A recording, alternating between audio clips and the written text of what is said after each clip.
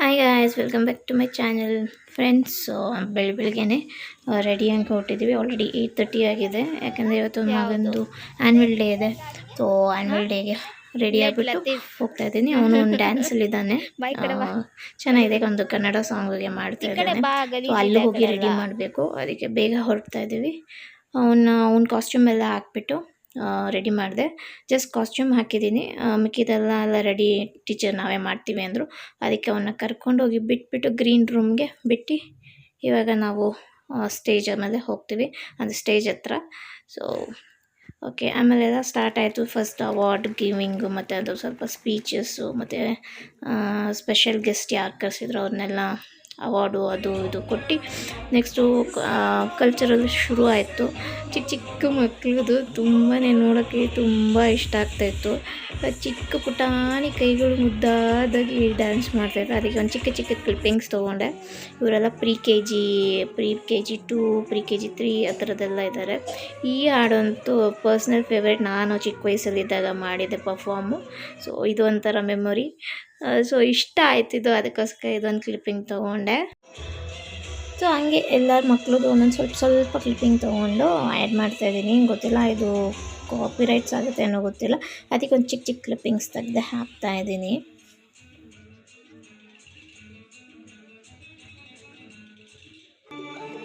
Finally ನನ್ನ ಮಗನದು dance start ಆಯಿತು. ಅದಕ್ಕೆ ನಾನು ಹತ್ರ ಹೋಗ್ಬಿಟ್ಟು ಫೋನ್ ಹಿಡ್ಕೊಂಬಿಟ್ಟು ನಿಂತ್ಕೊಂಡ್ಬಿಟ್ಟಿದ್ದೆ, ವಿಡಿಯೋ ರೆಕಾರ್ಡ್ ಮಾಡ್ಕೊಂಬಿಡೋಣ ಅಂತ.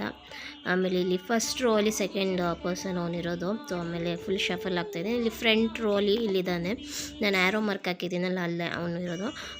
ಫುಲ್ಲು ಸಖತ್ತಾಗಿ ಮಾಡ್ತಿದ್ರು ಡ್ಯಾನ್ಸು, ಟ್ರೈಬಲ್ ಡ್ಯಾನ್ಸ್ ಅಲ್ವಾ. ಸೊ ಚೆನ್ನಾಗಿತ್ತು. ಅದು ವಿಷ್ಣುವರ್ಧನ್ ಸಾಂಗ್ ಅಂದರೆ ಅವನಿಗೆ ಪರ್ಸ್ನಲ್ ಫೇವ್ರೇಟು. ಅವನಿಗೆ ಇವಾಗ ವಿಷ್ಣುವರ್ಧನ್ದು ಫಿಲಮ್ಸ್ ತುಂಬ ನೋಡ್ತಾನೆ, ಇಷ್ಟ ಆಗುತ್ತಂತೆ ಅವನಿಗೆ. ಸೊ ಇದೆಲ್ಲ ಡ್ಯಾನ್ಸ್ ಎಲ್ಲ ಆದಮೇಲೆ ಫುಲ್ ಸುಸ್ತಾಗ್ಬಿಟ್ಟಿದ್ದ, ಯಾಕಂದರೆ ಅವನು ಓಡೋಕ್ಕೆ ಕರ್ಕೊಂಬರ್ಬೇಕಾಗಿತ್ತು.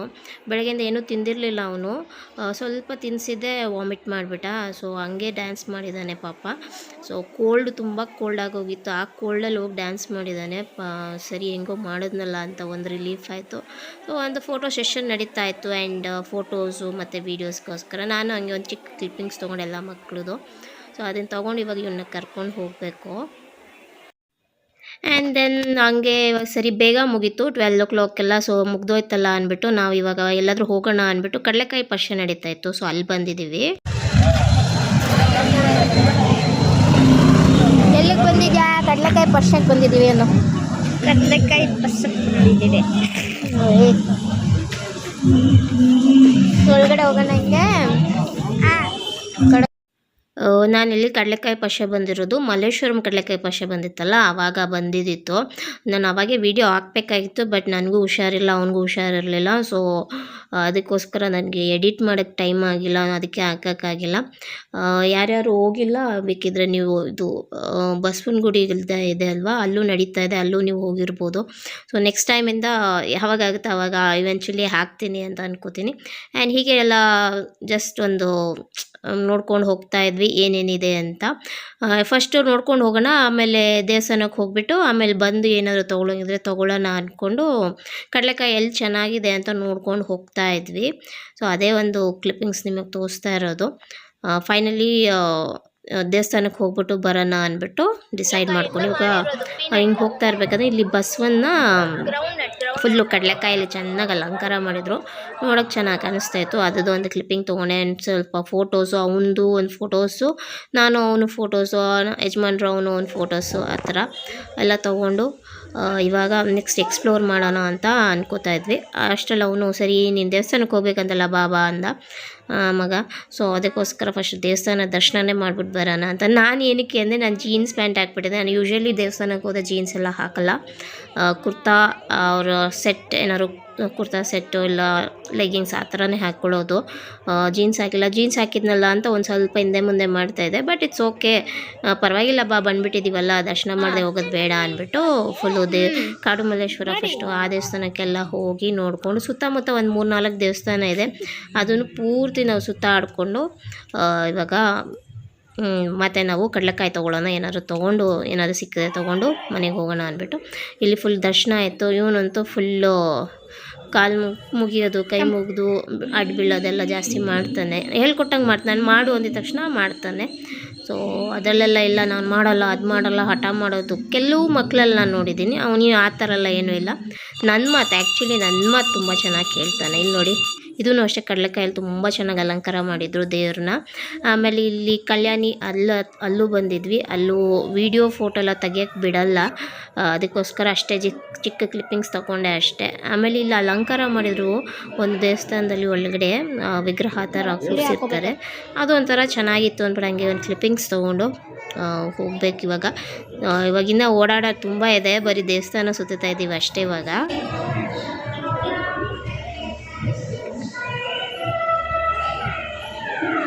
ಕಡಲೆಕಾಯಿ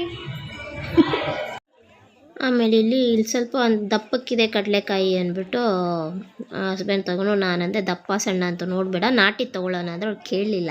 ದಪ್ಪಕ್ಕಿರಬೇಕು, ಬೀಜಗಳು ಚೆನ್ನಾಗಿ ಸಿಗಬೇಕು ಅಂದ್ಬಿಟ್ಟು ಅದು ತೊಗೊಂಡ್ರು.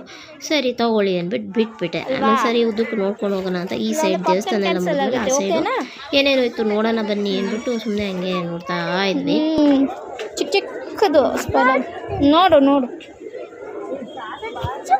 ಟಚ್ ಮಾಡು.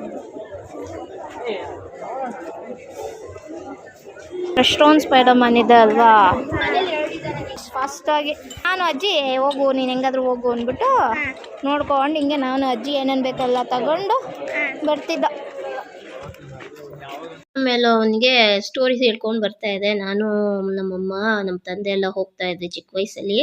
ಆವಾಗ ನಾನು ಅಜ್ಜಿನೇ ಜಾಸ್ತಿ ಹಿಂಗೆಲ್ಲ ಹೋಗ್ತಾ ಇದ್ದಿತ್ತು ಅಂತೆಲ್ಲ ಹೇಳ್ಕೊಂಡು ಬರ್ತಾಯಿದ್ದ. ಅವನು ಅದನ್ನು ಕೇಳಿಸ್ಕೊಂಡು ನೋಡ್ಕೊಂಡು ಬರ್ತಾಯಿದ್ದ. ಯಾಕಂದರೆ ಅವ್ನು ಕಾಲು ನೋವು ಅಂತ ಸ್ಟಾರ್ಟ್ ಮಾಡಿಬಿಟ್ಟ. ನನಗೆ ನಡೆಯೋಕ್ಕೆ ಆಗ್ತಾಯಿಲ್ಲ ಅಮ್ಮ ಅಂತ, ಬಟ್ ಹೋಗೋಣ ಅಂತಲೂ ಹೇಳ್ತಾ ಇಲ್ಲ, ಬಟ್ ನಡೆಯೋಕ್ಕೆ ಆಗ್ತಾಯಿಲ್ಲ ಅಂತ. ಬಟ್ ಅವ್ನು ಇವಾಗ ನಾವು ಎತ್ಕೊಳ್ಳೋಕ್ಕೂ ಆಗಲ್ಲ, ಉದ್ದ ಆಗಿಬಿಟ್ಟಿದ್ದಾನೆ, ದೊಡ್ಡವನಾಗ್ಬಿಟ್ಟಿದ್ದಾನೆ, ಎತ್ಕೊಂಡು ನಡೆಯೋಕ್ಕಾಗಲ್ಲ. ಎತ್ಕೊಂಡು ಒಂದು ಸ್ವಲ್ಪ ಹೊತ್ತು ನಿಂತ್ಕೊಬೋದು ಅಷ್ಟೇ, ಬಟ್ ನಡೆಯೋಕ್ಕೆ ನಿಜ ಆಗಲ್ಲ.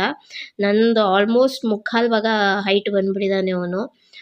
ಅದಕ್ಕೋಸ್ಕರ ಅವ್ನು ಎತ್ಕೊಳ್ಳೋಕ್ಕಾಗಲ್ಲ. ಸೊ ಅದಕ್ಕೆ ಅವ್ನಿಗೆ ಎತ್ಕೋ ಅಂತ ಹೇಳೋ ರೀತಿ ಇದು ಮಾಡ್ತಾಯಿದ್ದ. ಆಮೇಲೆ ಇಲ್ಲಿ ತೋರಣ ನೋಡಿದ್ವಿ, ಚೆನ್ನಾಗಿತ್ತು, ಬಟ್ ಬೇಡ ಏನು ಅಂದ್ಬಿಟ್ಟು ನಾನೇನು ತೊಗೊಂಡಿಲ್ಲ. ನಾವೇನು ತೊಗೊಳ್ಳಿಲ್ಲ ಆ್ಯಕ್ಚುಲಿ. ತೊಗೊಂಡಿರೋದೇನು ಅಂದರೆ ಪುರಿ ತೊಗೊಂಡೆ. ಈ ಅವಲಕ್ಕಿ ಏನು ಇದು ಬಳ್ಳಾರಿದು ಪುರಿ ಅಂತ ಹೇಳ್ತಾರೆ, ಅದು ಕ್ಲಿಪ್ಪಿಂಗೇ ಮಿಸ್ ಆಗಿಬಿಟ್ಟಿದೆ ಎಲ್ಲೋ. ಆಮೇಲೆ ಭತ್ತದ್ದು ತೋರಣ ಇತ್ತು. ಹಂಗೆ ಹಸ್ಬೆಂಡ್ ಕೇಳ್ತಾಯಿದ್ರು ರೇಟ್ ಎಷ್ಟು ಅಂತ. ನಾನು ಈಗೇನಕ್ಕೆ ಬೇಡ, ಇವಾಗ ನಾನೇನು ಹಾಕಲ್ಲ, ತೋರಣ ಬೇಡ ಅಂತ ಹೇಳ್ತಾಯಿದ್ರು. ಅವ್ರು ಸುಮ್ಮನೆ ಕೇಳೋಣ ರೇಟ್, ಸುಮ್ಮನೆ ಇರು ಅಂತ ಹೇಳ್ತಾಯಿದ್ರು. ಏನೋ ಸರಿ ಕೇಳ್ಕೊಂಡು ಬನ್ನಿ ಅಂದ್ಬಿಟ್ಟು ನಾನು ಈ ಕಡೆ ಬಂದೆ, ವೀಡಿಯೋ ಮಾಡ್ಕೊತಾ ಇದ್ದೆ. ಆಮೇಲೆ ಅವರು ಸರಿ ಕಬ್ನಲ್ಲಿ ಕುಡಿಯೋಣ ಅಂದ್ಬಿಟ್ಟು ಹೇಳಿ ಕುಡಿಸಿದ್ರು. ಸರಿ ನಾವಿಬ್ಬರೇ ಕುಡ್ದಿದ್ದು, ಅವ್ನು ಕುಡಿಯೋಲ್ಲ, ಜ್ಯೂಸು. ಆಮೇಲೆ ಜಂಕ್ ಫುಡ್ ಸ್ವಲ್ಪ ಕಮ್ಮಿನೇ, ಜಂಕ್ ಫುಡಲ್ಲಿ ಒಂದು ಪಿಜ್ಜಾ ಒಂದು ತಿಂತಾನೆ ಅಷ್ಟೇ. ಸೊ ಅದು ಬಿಟ್ಟು ಬೇರೆ ಏನೂ ತಿನ್ನಲ್ಲ. ಆಮೇಲೆ ಕೆಲವು ಲೇಡೀಸ್ ಎಲ್ಲ ಪ್ಯಾಂಟ್ಸ್ ಎಲ್ಲ ತೊಗೊತಾ ಇದ್ರು.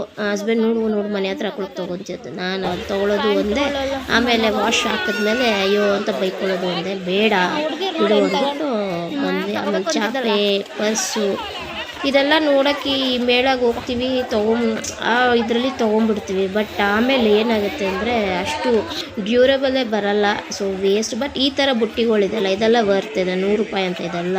ಸೊ ಇದು ವರ್ತ್ ಇದೆ.